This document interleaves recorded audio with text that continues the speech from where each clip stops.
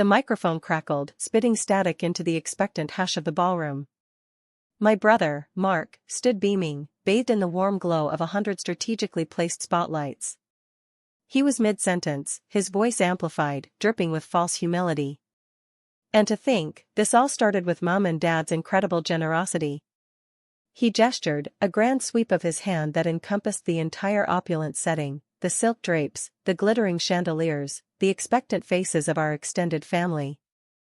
This entire foundation, this dream I've chased my whole life, it's only possible because of them. They truly are the most incredible parents anyone could ask for. He paused, his gaze finding ours in the crowd. His eyes, usually so calculating, held a glint of pure, unadulterated triumph as he looked at me. And I couldn't be more grateful for their unwavering support. My own life, by contrast, felt muted, faded. I was the responsible one, the one who kept the spreadsheets balanced, the one who remembered birthdays and anniversaries. While Mark chased his ever-shifting dreams, I navigated the steady, often unappreciated currents of everyday life. My apartment was small but impeccably clean, filled with books and the quiet hum of a life lived within its means. I worked a decent job, paid my taxes, and saved diligently for a future that felt solid, if unexciting. It was a life built on quiet competence, a stark contrast to Mark's flamboyant pronouncements and perpetual dependence. But competence, I was learning, was a poor shield against the relentless tide of entitlement. I remembered the summer I turned 16. Mark, a few years older and already adept at charming his way into favors, had borrowed my first car, a beat-up but beloved hand-me-down. He promised he'd be back by dinner. He returned the next morning, the car sputtering and smoking, a fresh dent on the passenger side. Mom and Dad had barely batted an eye. "Oh, Mark," Mom had sighed, "you really must be more careful." Dad had simply handed him money for a mechanic, no questions asked. My pleas to have him pay for the repairs myself were met with exasperated eye rolls from both of them. "Don't be so petty," Dad had said, "it's just a car." It was never about the car, it was about the tacit approval of his carelessness, his assumption that everything would always be fixed for him. Then there was the incident with my university tuition. I'd worked 2 part-time jobs throughout high school to save for my education. Mark, however, had managed to charm his way into a prestigious private university without a single application essay that wasn't ghostwritten by a hired professional. When his first semester bills arrived, he'd conveniently forgotten his own savings account was empty. Our parents, instead of letting him face the consequences, had casually mentioned, over Sunday roast, how difficult it was for them to support both children's futures. My carefully accumulated savings, meant for my own education, were then quietly diverted to cover Mark's flamboyant lifestyle. I found out only when my bank statement showed a significant withdrawal, a sum I'd never touched. When I'd confronted Mom, she'd merely patted my hand. "It's an investment, dear. Mark has such potential. You understand." I didn't understand. I felt a cold knot of resentment begin to form, a silent acknowledgement of my own expendability. The night of the gala was meant to be the culmination of Mark's dream, the grand unveiling of his charitable foundation. The entire family had been invited, each of us privy to the orchestrated performance.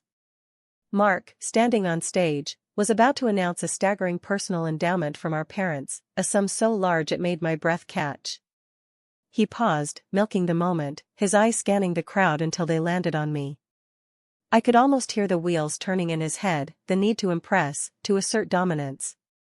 And to celebrate this monumental occasion, he boomed, his voice resonating through the hall, "Mom and Dad have decided to make a truly life-changing gesture.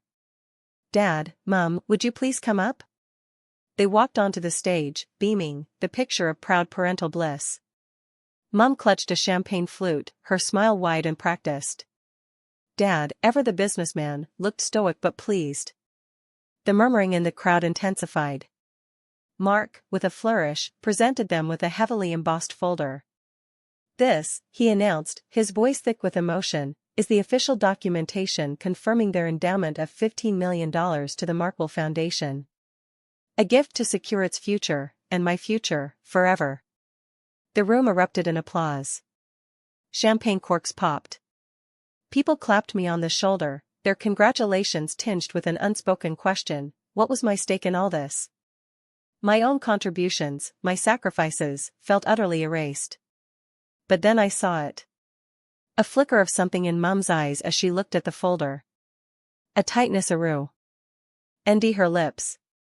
And Dad, for a fleeting second, looked almost uncomfortable. It was a micro-expression, gone in an instant, but it was enough. It was the echo of a lie. I spent the next few days in a fog of quiet rage. The sheer audacity of it all was breathtaking. $15 million. Gifted. On stage. A public declaration of Mark's unparalleled worth. And I, the dutiful daughter, the responsible sibling, was once again relegated to the background, a silent spectator to his grandiosity. The narrative they had woven was so complete, so seamless, that to question it felt like a betrayal of their perceived generosity. But I knew. I had seen that fleeting discomfort, that subtle discord. I didn't confront them. Confrontation was Mark's domain, a messy, theatrical affair designed to elicit sympathy or guilt. My approach was different.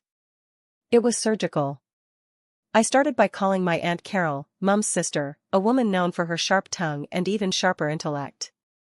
Carol, I began, my voice carefully neutral. I was at the gala, of course. Remarkable event. Indeed, Carol replied, her voice clipped. Your brother certainly knows how to make an entrance. Though I must say, that foundation of his seems to be rather expensive to get off the ground. That's what I wanted to talk to you about, I continued, letting the bait hang. The endowment. 15 million. It was quite the announcement. A pause. Yes. Quite the sum. I was wondering, I said, my tone shifting slightly, becoming more inquisitive, if you knew about the details of that particular gift. I mean, it's such a significant amount, and I'm sure there were arrangements made. Carol's voice took on a sharper edge. Arrangements? My dear, your parents are very hands-on with their finances. Especially when it comes to Mark. Right. Well, I've been doing some digging, I said, a tiny smile playing on my lips. About how exactly that transfer of funds was structured. It seems a bit unusual for such a large, outright gift. I saw the wheels turning in Carol's head. She was a lawyer, after all. She understood the nuances of financial transactions. Unusual how? She asked, her voice now a careful purr. Well, I said, leaning back in my chair, feeling a sense of calm settle over me. It appears the 15 million wasn't gifted. It was loaned. Through a series of complex offshore accounts, secured against certain family assets, with an interest rate that, well, it's rather punitive. And the repayment schedule is tied to the foundation's profitability, with a rather strict default clause. Silence. A heavy, pregnant silence. You're mistaken, Carol finally stammered. Am I? I asked softly. Because I have the documentation. The loan agreements, the collateral pledges, the personal guarantees. All signed by Dad. Dated 2 weeks before the gala. The next few days were a whirlwind of frantic phone calls, all directed at me. Mark was furious, his pride shattered. He'd expected adoration, not scrutiny. He'd expected his narrative of effortless success to be reinforced, not dismantled. He immediately called our parents. Their initial defense was weak, a bewildered protest that it was all a misunderstanding. But Carol, armed with the loan documents I discreetly shared, was relentless. She presented them to Mum and Dad during a tense family lunch, the air thick with unspoken accusations. They said it was a gift, Eleanor. Mum cried, her voice trembling. A gesture of love. A gesture of loan sharking, perhaps, Carol countered, her voice icily calm. And the collateral, Arthur? Those were assets that were meant to be divided equally. Now they are tied up to secure Mark's ambition. Dad, cornered, finally admitted the truth. The foundation was a money pit, a constant drain on their resources. He'd agreed to the loan, the exorbitant interest, the suffocating repayment terms, as a way to subtly control Mark's spending and ensure he actually had to for his success. He presented it as a gift to Mark, and Mark, blinded by ego, had believed him. He'd used me, the responsible daughter, as the perfect foil, the silent, overlooked sibling who would never question anything. He underestimated me. The fallout was swift and brutal. Mark, stripped of his narrative of inherited wealth, was exposed as a man living on borrowed time and borrowed money. The gala's beneficiaries, once starstruck, now viewed him with suspicion. Donors pulled out. The foundation's projected success crumbled into dust. Mark called me, his voice hoarse with a mixture of disbelief and impotent rage. You did this? You ruined everything." "I merely presented the facts, Mark," I replied, my voice devoid of emotion. "You built your dream on a foundation of sand. I just showed everyone the tide was coming in." My parents, faced with the financial repercussions and the shame of their deception, retreated into a mortified silence. They had tried to play both sides, to foster Mark's ambition while simultaneously controlling it through a manufactured crisis. They had underestimated the power of truth, especially when delivered with precision. The family group chats exploded. Flying monkeys, loyal to Mark's performative victimhood, launched their attacks. Accusations of jealousy, greed, and spite rained down. But the tide had turned. The loan documents were undeniable. The social consequences were already taking hold. Mark, once the golden child, was now a pariah, his reputation tarnished, his financial future precarious. He couldn't own his actions, so he blamed me. And that, in its own way, was a victory. I didn't gloat. There was no catharsis in shouting or screaming. My revenge wasn't about inflicting pain, it was about restoring balance. It was about quietly, meticulously, dismantling a carefully constructed lie. It was about showing them that the quiet ones, the ones who observe and remember, are often the most dangerous. The satisfaction came not from Mark's public humiliation, but from the dawning realization on his face, the moment he understood that his carefully curated reality had shattered, and I held the pieces. The silence that followed was the loudest sound of all.